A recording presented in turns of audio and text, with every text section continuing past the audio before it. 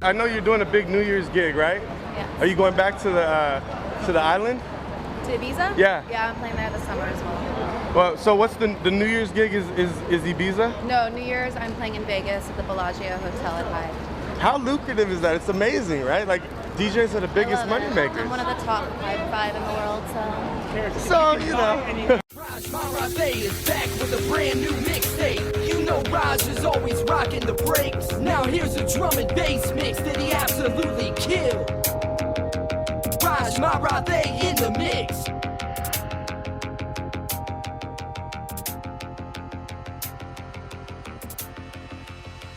Hello and welcome to One on One. I'm James Brown.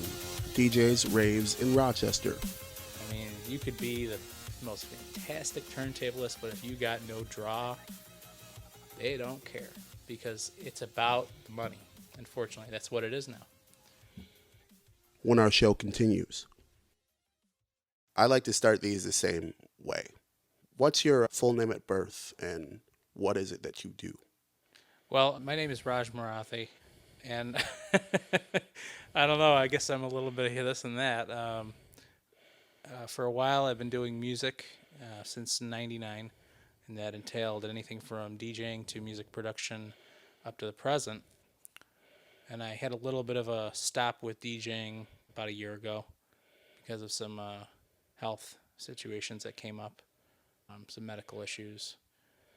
But I've still been actively producing and remixing. And then I have a background in communication, so I spent many years in broadcasting and engineering and post-production and doing events, doing management for that sort of thing. For me, it started about 91, actually, when I started listening to electronic music. My first CD that I ever bought was a CNC Music Factory. Now, that was mainstream, but it also allowed me to get into the underground stuff afterward because I was thriving for it, looking for it.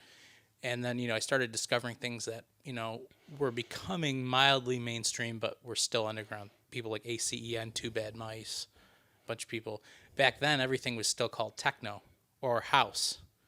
Even these different genres and titles didn't exist in hindsight compared to everything else. Today, now everything has a specific category. Everything has a genre, a subgenre. Back then, everybody called it house or techno. So today, techno is its own genre. It's very different. It was a different atmosphere, both for the people that were attending clubs, raves, parties, clubs, bars, whatever you want to say. There was a different vibe, a different attitude. The business was different in some regards. It was very intimate in the sense that there was a place for people in electronic music. It was carved out in a very underground niche. The people that were a part of it were very together. You hear a lot of people talk about raves. Raves back then were different than what they call raves now. Now they're just people from the old school laugh about it because it's not anywhere near to what it used to be. What was it? Underground parties.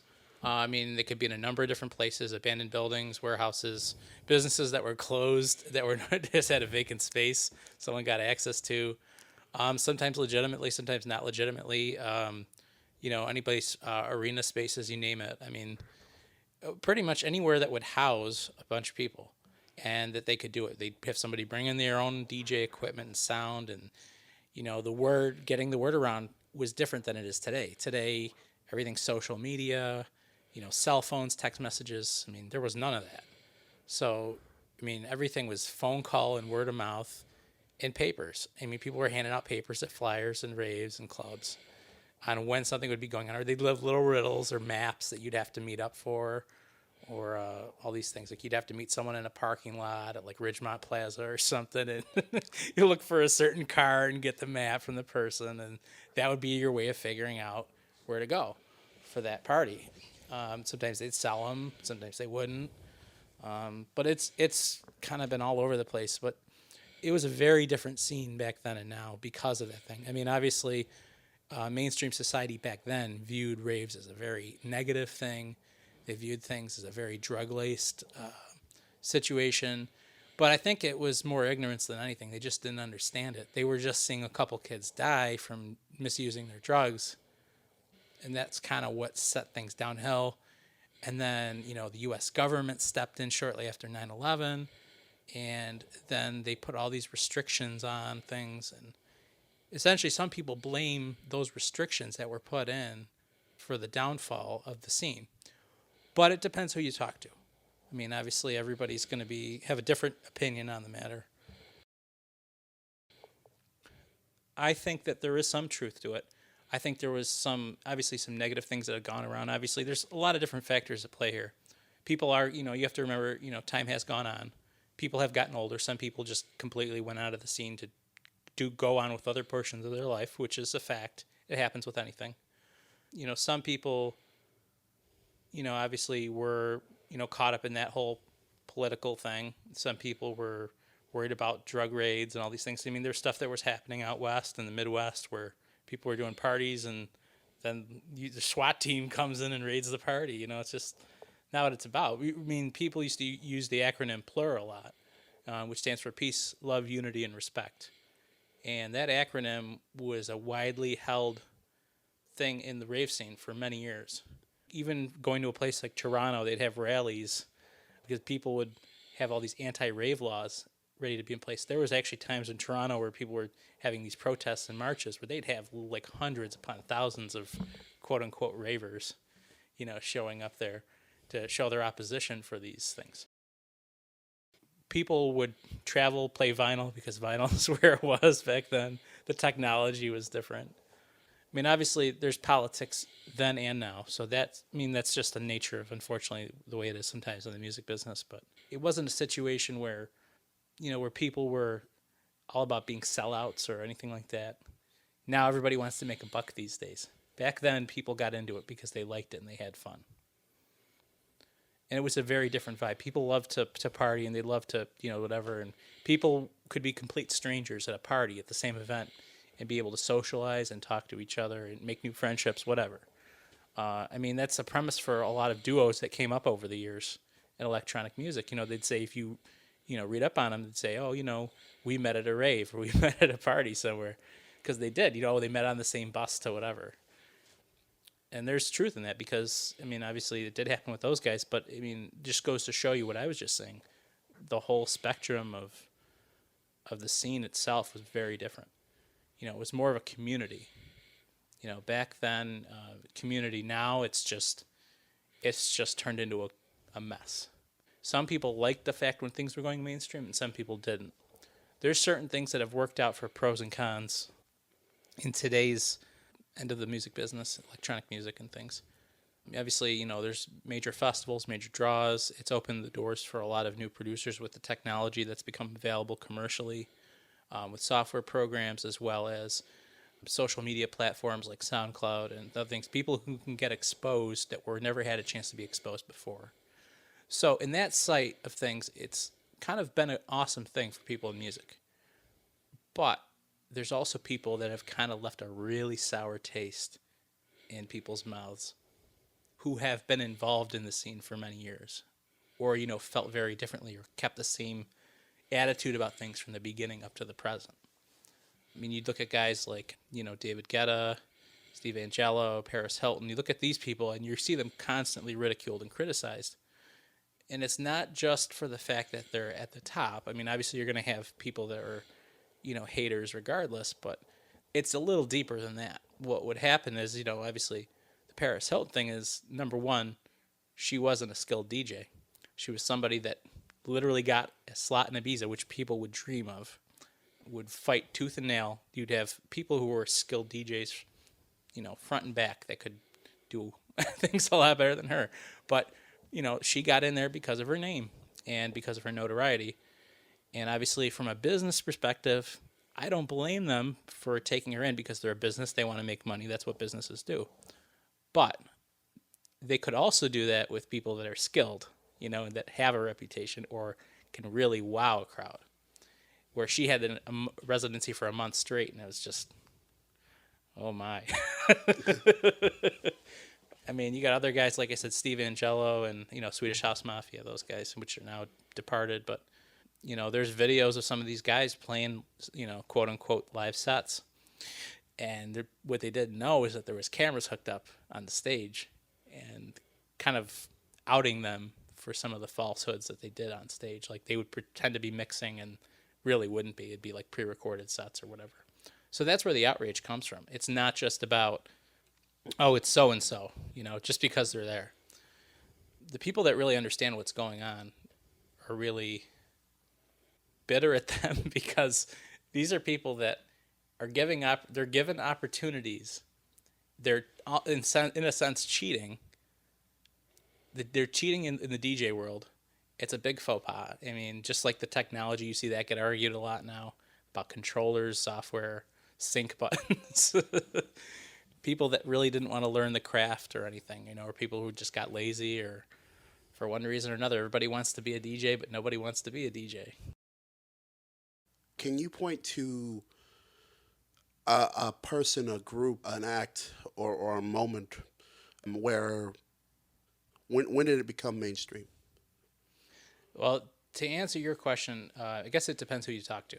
The answers are going to vary on this. There is no right or wrong answer. Mm-hmm. In my personal opinion, around the time that certain technology became available, which was intended for good reason, but now they didn't really see in hindsight what would happen.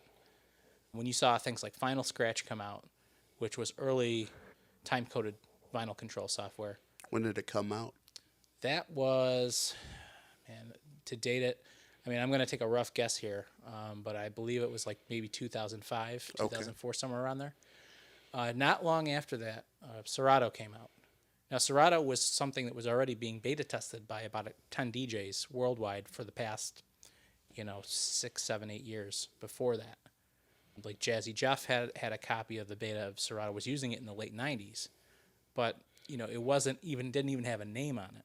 They were essentially the lab rats for that program, and it came out. Obviously, it changed the way DJing was because obviously a lot of things come into play here. The cost of vinyl was always an issue because $9 a record, $10, $11, $12, and even for a one-sided record, and then the prices were getting jacked up overseas. VAT taxes on top of, everything else, where the cost was skyrocketing, and it got to a point where DJs were just like, "Man, this is too expensive. I can't keep buying vinyl." For the average person, And so then around this time is right when Beatport was starting to surface. Beatport being the largest electronic music portal at the moment in the retail market. So Beatport, was coming in at the right time, and people were buying the tracks digitally. And then this software was becoming available, and it was like 1 and 2 together, bam. Now you've got people that are taking the leap. They can still use control vinyl to DJ and use an interface box to hook up to their turntables, to their computer, and play the songs from a computer and still control them through the turntables and play the audio through the mixer. So it was just like revolutionary technology, which was great in the beginning. And a lot of people started coming through and buying it and jump and ship and everything. When that started to happen, you started to see a lot more DJs coming out that didn't have the vinyl that everyone else did or whatever. But it was kind of the beginning. And the controller age is really, in my opinion, when you started to see the things change. When the controllers started becoming more commercially available for lower prices, and you started to see this influx from all the manufacturers, in my opinion, that's when things really started to go downhill because now anybody could DJ. Not that that was a bad thing, that people want to DJ, but learning the skill is obviously part of it.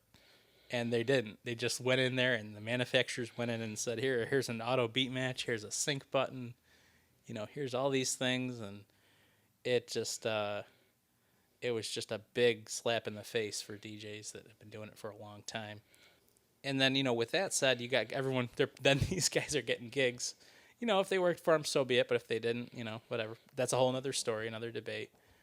They're going out there and playing these sets with that. And sometimes they still don't know what they're doing because even with a button that says beat match or beat sync, it might work for them, but it might not. So, sitting in there, what we call train wrecking, which is where 2 tracks are open on a mixer. They're playing at the same time, but they're not beat matched, and they're overlaying each other in a sense that they're not in rhythm, and it sounds like a train wreck. Obviously it's a term that's been around a long time, But, you know, these guys are doing it, and they're playing in front of crowds, and they're still not getting the fact that they're doing it wrong. So it was just like the face palm thing comes up. It's just you would want to face palm, you know? Sure. It's awful. Respect is earned. It's not given, you know? You know, these guys are boasting about themselves. I mean, there was even a time where a guy locally, a DJ that's been doing stuff here for years, very respected guy in our community, and somebody in Buffalo wanted to start up being a DJ and stole his name. Wow. Wow. So, and it was just like, what are you doing? You know, like, do you not hit? And that's the thing, is just part of it is it takes that whole concept of the affluenza, you know, of the kids that don't know any better. Sure. And, you know, it takes that whole thing, and it kind of has some truth to it in this regard, because you got these kids that just, they don't do the research or whatever, and they start doing this stuff, and now they're calling themselves DJ. We're not even going to say his name because I'm not going to bring them into this, but, you know, that DJ's name, and then the DJ here is like, what the heck are you doing, man? Like, And this information, like with a little bit of research. oh, yeah. Because, you know, just like when guys are starting off to DJ, like I did, I remember for a while, I was trying to figure out a DJ name. I was coming up with a list, and, you know, I would take the time to go and research to see if it was taken, because you don't want to, as a DJ that's starting off, you don't want to have the same name as somebody else, because you're not going to be able to separate yourselves.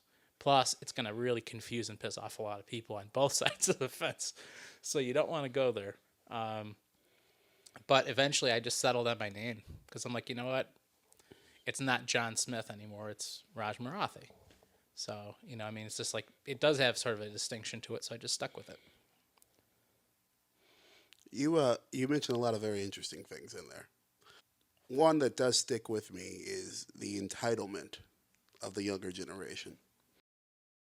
We're not talking about everybody in the younger generation here, because there are some kids that have come up that have, you know, taken the time to learn the skill, and or whether it's production or whether it's DJing, and they've done quite well. And you know what? My hat's off to them. It's not an age issue at that point, because they went about it the right way, and they earned it. But there's kids that come out there and they spend their daddy's money, and they go out there, and then they want to be the guy that plays the top bill at these events, you know. And oh, do you know that? Like, I'm not gonna get into this too, but there's another club owner in the city, another well-respected guy. There's these kids coming around saying, "Oh, do you know who my father is?" and blah blah blah. And it's just like, pfft, you have no clue, man. Get over yourself. I know you mentioned that in the old school, around 99, when you started, it was more of a community. Yeah. That kind of thing didn't exist back then, or was it just less? You're talking about the entitlement thing? Yeah, the entitlement Well, thing. I mean, the entitlement thing, I mean, you didn't really... here's the thing. I can't say that it wasn't completely there, because you don't really know everybody's situation. Because I'm sure somebody had, you know, their turntables were bought for them by so-and-so, you know, or whatever. You know, I mean, some people went and bought it with their own money, but, you know, that's part of the thing. I mean, that's just one gripe. That's not necessarily the skill, but how they got started, whatever. I'm not going to get into that, because that's not worth fighting over. I mean, it was more of an accepting, loving scene back then. More of a unity, plurv thing. People had nicknames, and they went by nicknames, you know.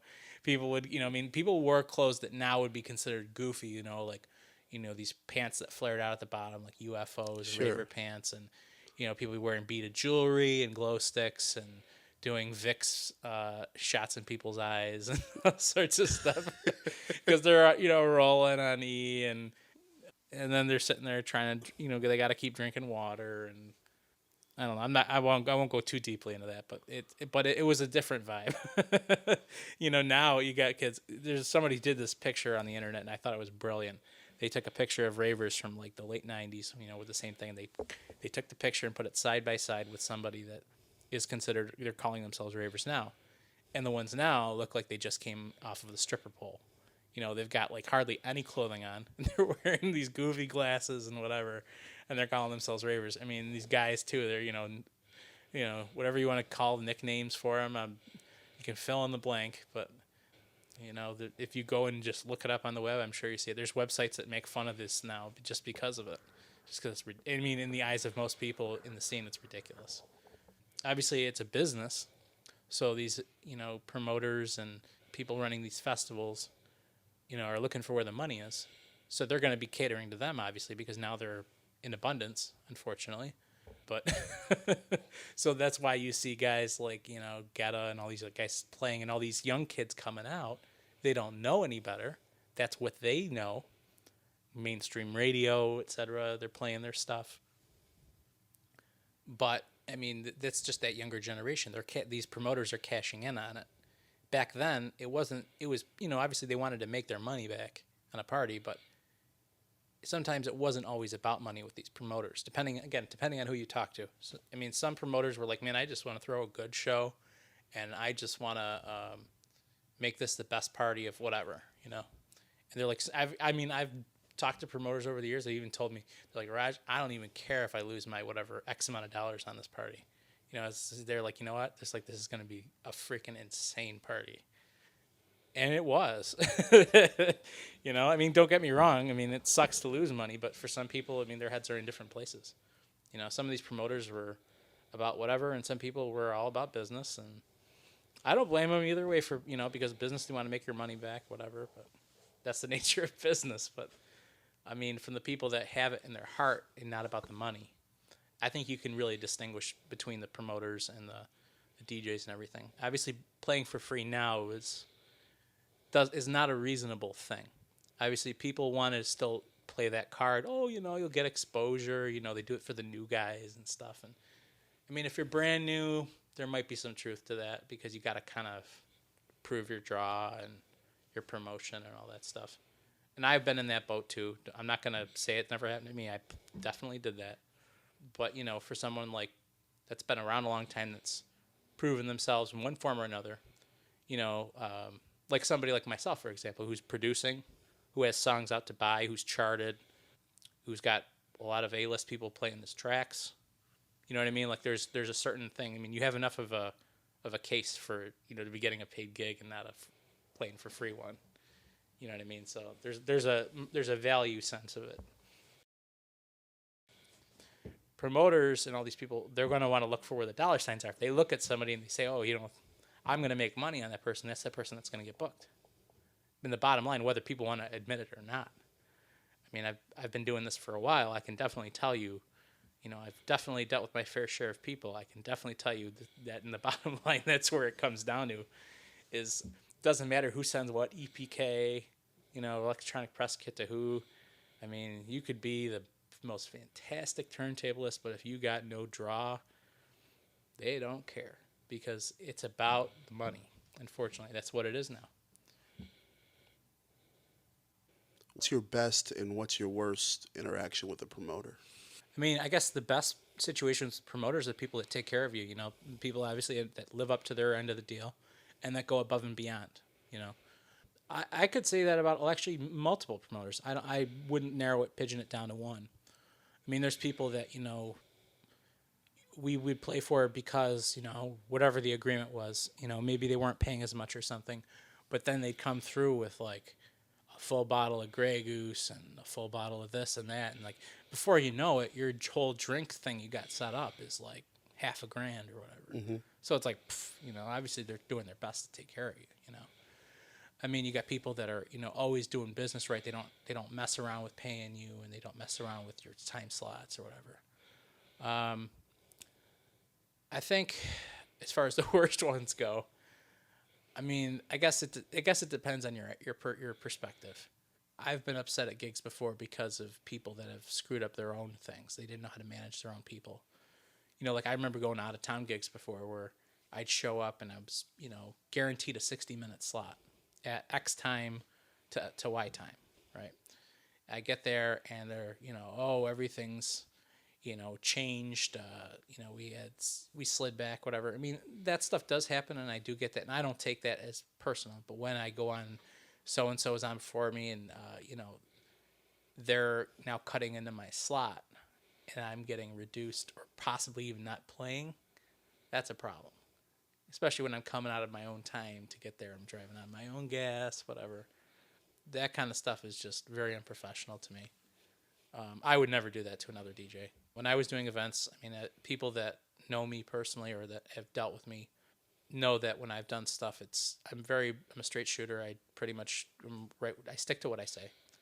You know, and none of this stuff where people promise you money and then afterwards, oh, I can't pay you, or I may be a couple weeks before I pay you, or whatever, or oh, you didn't. You know, there's these guys that are, you know, kind of dodgy guys. You know, they'll go to a guy afterwards. I mean, it doesn't necessarily have to be me, but they'll go to a guy and say, oh, yeah, you didn't draw enough, so we can't pay you. In my opinion, I mean, you're working for somebody. So, I mean, you're working for them, you're providing a service, you should be paid. I mean, obviously, whatever agreements, arrangements you make, things that they use in substitution, that's between them. I mean, but in one form or another, they should find something, you know. I mean, there's been times where I've played for guys in the past, you know, when I was younger, and they'd say, okay, Raj, listen, I'm doing this party for whatever, and it's not that I don't want to pay you, I just don't have it, but, you know, what if I can give you this and this and maybe some money at the end of the night? There might be an agreeable situation to that because, you know, I understand where they're coming from, and they're already guaranteeing me something else in place of that. I mean, so that's just the nature of doing business, though. You know, for me, like I said, the whole cutting time slots thing, that'll piss off any DJ. I mean, regardless if it's me or anybody else. Not paying people is my other pet peeve. I've run into that a couple times, but for the most part, I've usually gotten, you know, there. And if not, it's one of those things where you don't want to have to get in that mode, but, you know, I guess it depends on your relationship with that person. You know, if they're a friend or whatever, I mean, even though they're a friend, you know, you're like, hey, man, you promised me money, now we're talking business, you know. Or if it's somebody that you're not friends with, you know. I mean, there's stories, I know guys personally that, you know, have gone on to do very well for themselves in music, and I'm not going to say their names, but, I mean, I've heard good and bad stories from them, too. I mean, that have had a lot worse things than I have. I mean, promoters dodging the artists to pay them, you know, hiding or leaving the venue. I mean, it's happened to me for them hiding or leaving. But then I remember a story of one guy I know, he had to corner a promoter in a room to get his money. He literally had to, like, this guy was hiding in a room, like an office somewhere, and he literally had to corner him and, like, kind of almost bully him to get his money. And there's also unfortunate ones where I know somebody that went to play out of state and, you know, literally got held at gunpoint and by the people and was brought to an ATM to take the money out to pay them back that they paid that person. Wow. Yeah. Like I said, that's the extremes we're talking about now. Not that. Yeah. But so unfortunately, there's some shady stuff going around. Not always, but you know, you have to know who to deal with and who not to. I mean, everybody's quick to jump at a gig, and it's understandable because, you know, gigs are hard to come by these days. But, you know, you also have to be smart about, you know, knowing if you're going to waste your time or not with somebody that you have to risk. And that's why in this day and age, contracts are gold. You know, you got to have contracts. And I started doing that for myself, you know, probably about 4 years ago. You know, people would, like, look at me, people that would work with me or whatever, you know, and some people would be like, why are you doing a contract? I said, well, because we're protecting you and me, you know, because so there's no funny business. You're not pulling any stuff on me. I'm not getting paid, and I'm not screwing you either. So, I mean, they understand it now, but, I mean, it's kind of funny when you come at people with contracts. I mean, it goes both ways. Clubs, too. I mean, I remember one club we did stuff with. Oh, this guy, I gave him our contract, and he spent several minutes looking it over. He had to go over it with his lawyer. It was something I wrote. Mm-hmm. And, you know, he got back to me, and he was normally the owners. Well, let me rephrase that. Sometimes the owners are there at the nights of their club, and sometimes they're not. They have other people running their business. This guy was there the entire night, and he was watching over everything to make sure nothing was going wrong, because he was shaking from whatever was in that contract. Because I think you found another career. Yeah. Well, you know, I mean, hey, I'm professional. That's all I can say about that. Over the years, you've kind of been able to develop a sense of detecting, excuse my language, bullshit. But you there comes a time where you're able to filter out who's doing what. I mean, there's times where people can start talking to me and they're halfway through the sentence and I already know where they're going with it. They're telling me, oh, hey, Raj, I got this party. And I already know that they're not going to pay me because they're talking about this and this and this and this. And I'm still listening. I'm not cutting them off, but I'm going to see if I'm right. And that's been, I've been hitting the nail on the head every time. But I mean, it's also comes to, goes to show when I'm booking people too. When I've done events and I've had to pull in other artists, that's why they come. That's why they'll deal with me, or I'll get messages from the managers or the different booking agents, and they'll send me messages and say, hey, do you want this guy? I'm going to pull him in he's playing in Buffalo or wherever, Toronto. If you want to grab him with a flight share, wherever to so-and-so. I'll get those messages. I still get them, and I haven't done events in a while, but because people know word gets around when you do business right. We've talked about the past. We've talked about the present. Where do you see all this going? Well, that's a tough one to answer. I mean, I could see it going a number of different ways. I do think it's a matter of time before it burns itself out in the mainstream. Just because everything is cyclical, at some point it will go back to it will refresh itself in a cycle. And I forget the term, but there is an actual term that's used for it. It's like every 5 or 10 years, where you see things in culture recycling themselves. And I think that's very similar to what's happened with this. I mean, I think it's going to be a matter of time before it goes underground again. But certain genres have kind of opened up, mainstream, and then new genres have been created off of them. Like you take a look in the last 8 years or so in the public mainstream, not underground, and you look at, the evolution of grime and dubstep and all that stuff that was never around years ago. And then you look at the stuff that came out from accidental situations, like Moombahton, and, you look at all these things like minimal and all these things. I mean, the whole minimal thing is very interesting to me. It was one thing that I never really quite got, and even today it's still kind of weird to me, but I've come to the conclusion that it was a post 9/11 thing, because really there was no real any emphasis on minimal music pre 9/11, because it was a very defensive sound. It was a defensive soundtrack post 9/11 because it was their way of dealing with it. That's why you notice that right around that time, around 2002 or so, you started to see things coming up. More and more minimal stuff was starting to come up. It was starting to slowly make its way out there in one capacity or another.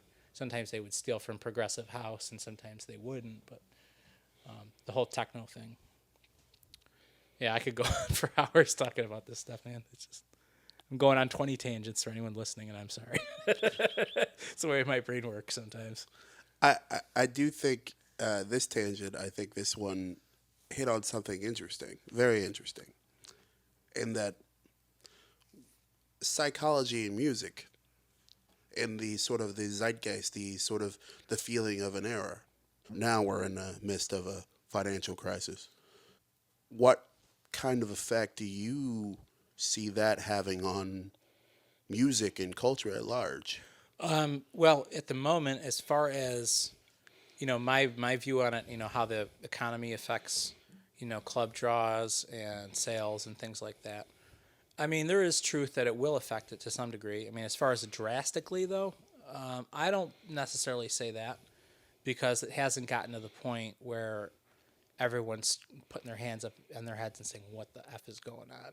It's like, we're not at that situation right now. So, I mean, granted, there's a lot of things coming into play. You've got the whole Obamacare thing coming in January, and, that's going to be obviously more money out of people's pockets that don't, have to pay it. They're not used to paying it and whatever. So, but that's like I said, a whole nother topic. But I mean, in my personal opinion, I think what's going to change is the sales on equipment. I think that's going to go down because, we're getting into Q1. Q1 is notorious for being a slow month in sales for things in the product sector. And so with that said, I mean, you getting into all these things happening, the financial thing, people are going to be less inclined to spend money. I don't think it's going to really pick up again until tax season, because that's when everybody wants to spend their money again shortly after. So you get into that whole thing where, a few people through February, March is a big one, April, obviously, because some people are doing their taxes ahead of time. Some people are waiting until April, Businesses, I mean, might see some decline again. We're in, where we are here in Rochester, we deal with a snowy winter. So, I mean, obviously, winter's never a fun time. It's always a gamble for clubs. So they're not always as willing to bring in headliners because you don't know what kind of risk you're going to run into. I learned that lesson firsthand. Just a little over 4 years ago, I did a party where I brought in 5 or 6 headliners from out of the area, and that was the night that we had the largest snowfall of the year. I remember it. It was a nightmare, man. It was just like, what is going on? I still got all my artists in there. There were still people that came, obviously. We did okay on the event, but we certainly didn't. We could have done better if the weather had not. I mean, it was bad. It was like that year. If I remember correctly, it was like 11 or 12 inches of snow on that single night. Wow. Yeah, and it was bad news, man. I mean, right about now is the time when a lot of people go to Australia because spring has started, and that's when the DJs go over there because that's where they're going to make their money because that's where the gigs are. Because music sales are not what people think they are.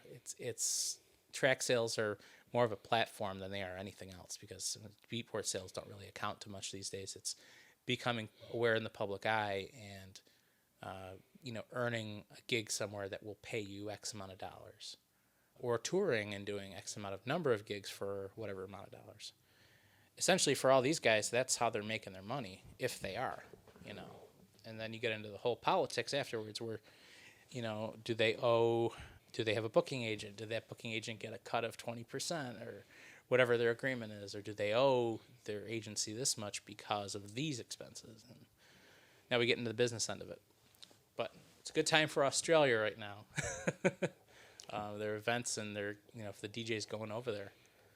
Like I said, the change in weather obviously affects things. So there's a event season. In theory, I mean, not officially, but I mean, there's places that are going to have it all the time that never affect it, But places like here, where we are, there is. Especially, we're very snowy and... Right. I mean, because you're not going to hear people publicly say this, and they'll never really admit to it because it's just people don't want to admit it. They want to be in denial about it, but it's the truth. I mean, I've had to turn down gigs before for people coming up here that I wanted to book, but they wanted to come up here in January, February, and it's people that I would have loved to have here, but I'm like, they don't understand our climate situation, and after talking with their agent, they totally understood, they were like, yeah, but yeah, there is essentially a festival season, a club season. I mean, for Rochester, it's once the spring and summer are around in the fall. I mean, that's when it happens. Winter's a gamble.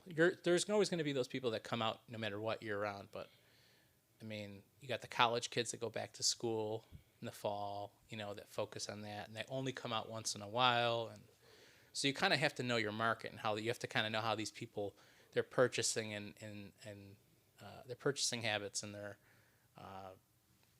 psychological habits of where they go and what they do when. So I know that because of my research and my experience. Because I've figured out who's doing what, where, and why. And, my own experience of losing money and gaining also. Festival season, like I said, for Rochester, it's for the most part is the summer. Spring, obviously, it's getting nicer. People will come out. Schools are getting out of session, colleges and whatnot. So, but like down south or something, I mean, there's stuff you're all the time because the weather's not as severe as it is up here. But then you get guys, you go north of the border here, that they don't care. They're a different philosophy up there. They'll go to it no matter what the weather is. I mean, I was talking to somebody recently that lived in one part of Canada. They said it was like minus 40-something degrees. Wow. And I was just like, and they had some couple big headliners out there, and I was just like, wow.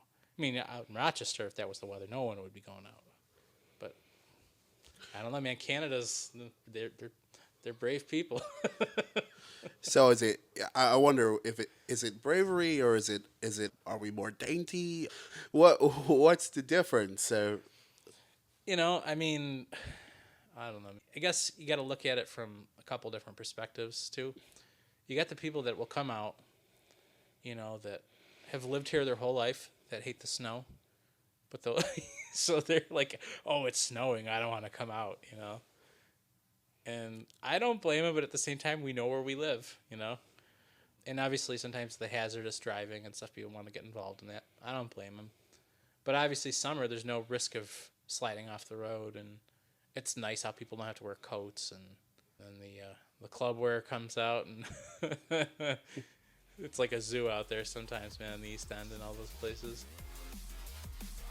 You can find out more about Raj Marathe in the show notes at anotherjamesbrown.com. All music in this episode is by Raj Marathe.